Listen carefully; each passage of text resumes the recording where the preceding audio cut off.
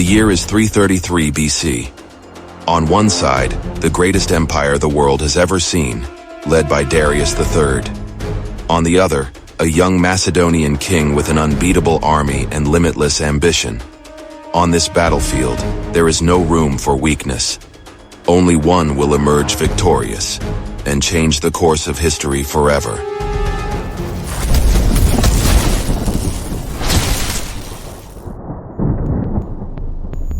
At the dawn of the 4th century BC, the ancient world witnessed the rise of powers that would shape the course of history.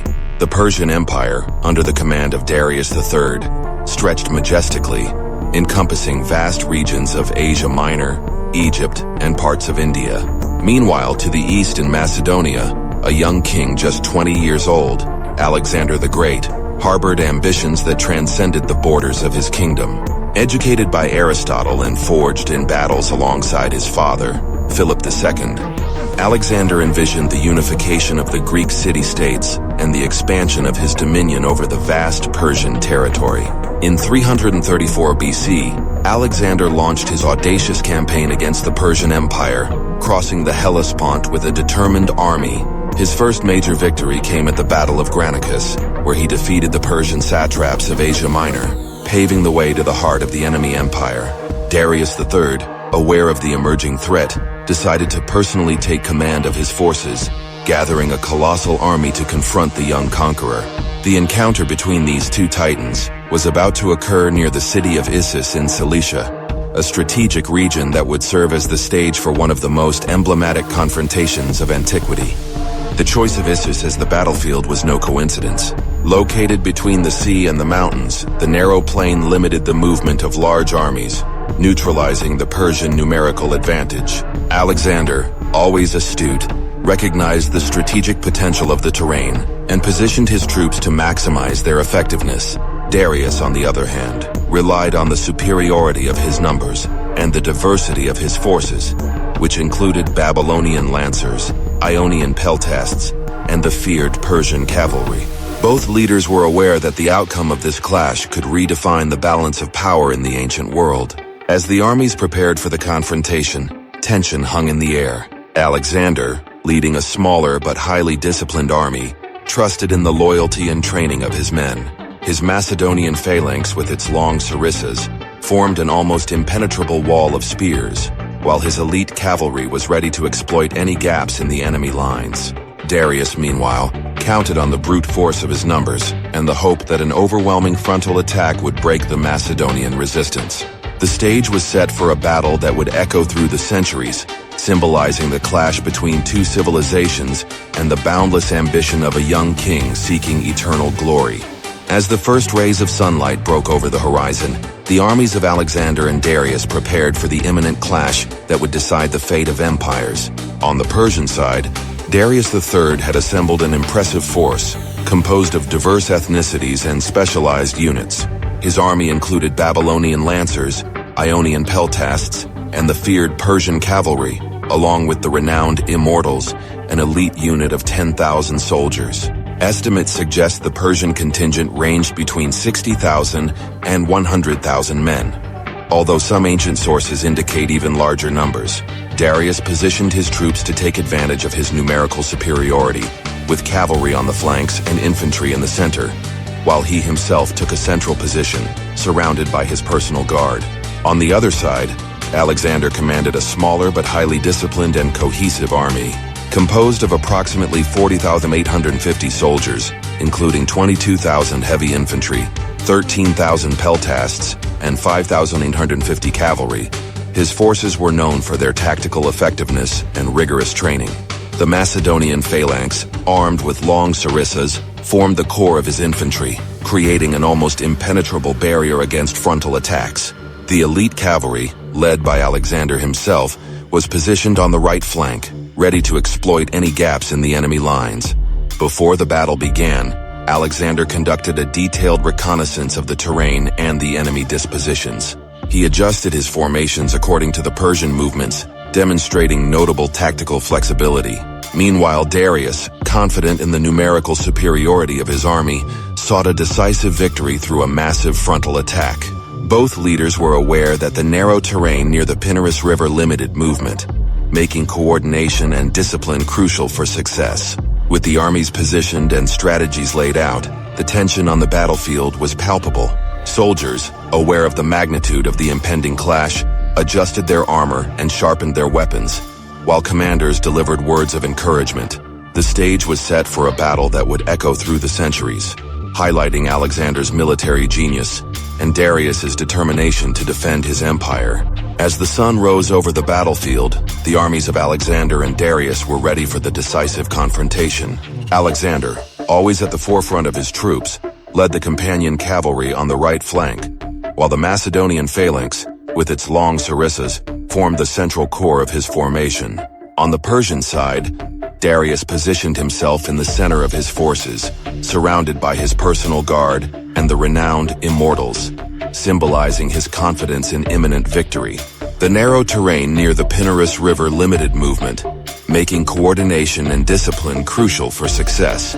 With a decisive gesture, Alexander ordered his troops to advance. The Macedonian phalanx, moving in unison, marched toward the Persian lines, while the cavalry on the right flank prepared for a devastating attack. Darius, perceiving the enemy movement, commanded his cavalry to flank the Macedonians on the right, seeking to exploit his numerical superiority. However, Alexander, anticipating this maneuver, quickly shifted his cavalry to intercept the Persian attack, resulting in a violent clash between the cavalry forces of both sides. Meanwhile, in the center of the battlefield, the Macedonian phalanx collided with the Persian infantry. The long sarissas provided an initial advantage to the Macedonians, allowing them to keep the Persians at a distance. However, the pressure of the Persian forces, combined with the uneven terrain, began to create gaps in the phalanx formation. Darius, seeing an opportunity, ordered a concentrated attack on these vulnerable areas, aiming to break the enemy lines and destabilize the Macedonian advance.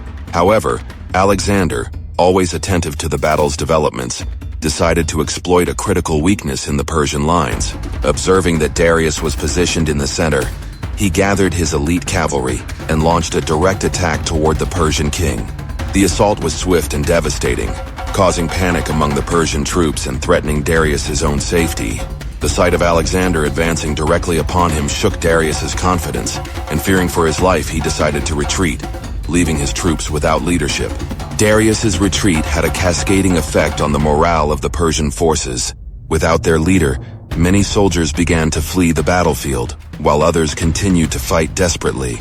Alexander, seizing the moment, ordered a general advance of his troops, pressing the retreating Persians and consolidating his position on the battlefield. Although the battle was not yet over, it already indicated a clear advantage for the Macedonians, thanks to Alexander's decisive leadership and the discipline of his troops. At the height of the battle, Alexander the Great saw a crucial opportunity to destabilize the Persian army. Observing that Darius III was positioned in the center of his forces, surrounded by his personal guard, Alexander decided to launch a direct attack on the Persian king, aiming to break the enemy's morale. Leading the companion cavalry, his elite unit, Alexander quickly advanced toward Darius, causing panic among the Persian troops. The assault was so intense that Darius, fearing for his life, abandoned his war chariot and fled, leaving his army without leadership. This critical moment marked the turning point of the battle, as Darius's retreat led to the collapse of Persian resistance, allowing the Macedonian forces to consolidate their victory. After Darius III's retreat, the battlefield of Issus became a scene of disorder among the Persian forces. The absence of leadership resulted in a general rout, with many Persian soldiers captured or killed by the Macedonian troops. Alexander, demonstrating his strategic acumen, ordered his forces to pursue the remnants of the enemy army, ensuring there was no possibility of immediate reorganization or counterattack. Among the spoils of the battle, the Persian royal camp was captured, including Darius's family, his mother, wife, and children, who were treated with respect by Alexander, aiming to consolidate his image as a magnanimous conqueror. The victory at Issus had profound and lasting consequences. Politically, it solidified Alexander's reputation as an invincible leader, weakening Darius III's authority and fomenting dissension within the Persian Empire. Militarily, it opened the way for the conquest of Phoenicia and Egypt, strategic regions that expanded Macedonian dominion and secured essential resources for future campaigns. Culturally, the victory at Issus symbolized the beginning of the spread of Hellenistic culture, as Alexander incorporated Persian territories and promoted the fusion of Eastern and Western traditions. The battle also had a significant psychological impact. The image of Darius fleeing before Alexander undermined Persian morale and elevated the prestige of the young conqueror among allies and adversaries. Additionally, the capture of the Persian royal family served as a powerful propaganda tool, demonstrating Alexander's clemency and greatness while pressuring Darius to negotiate or face further defeats. In summary, the victory at Issus not only consolidated Alexander's control over Asia Minor, but also redefined the power dynamics of the ancient world. It paved the way for the fall of the Persian Empire and the expansion of the Macedonian Empire, whose cultural and political influences would resonate for centuries.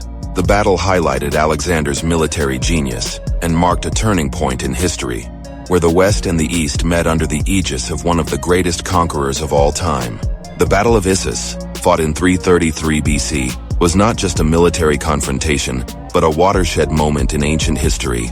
Alexander's victory over Darius III not only consolidated his dominion over Asia Minor, but also signaled the decline of the Persian Empire and the rise of a new era under Macedonian influence. This clash highlighted Alexander's strategic genius and the effectiveness of his forces, which, despite being outnumbered, overcame a numerically superior army.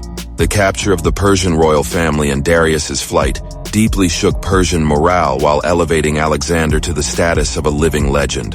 The consequences of this battle resonated for centuries, influencing cultures, politics, and societies, and serving as an enduring testament to the impact that a single event can have on the course of human history.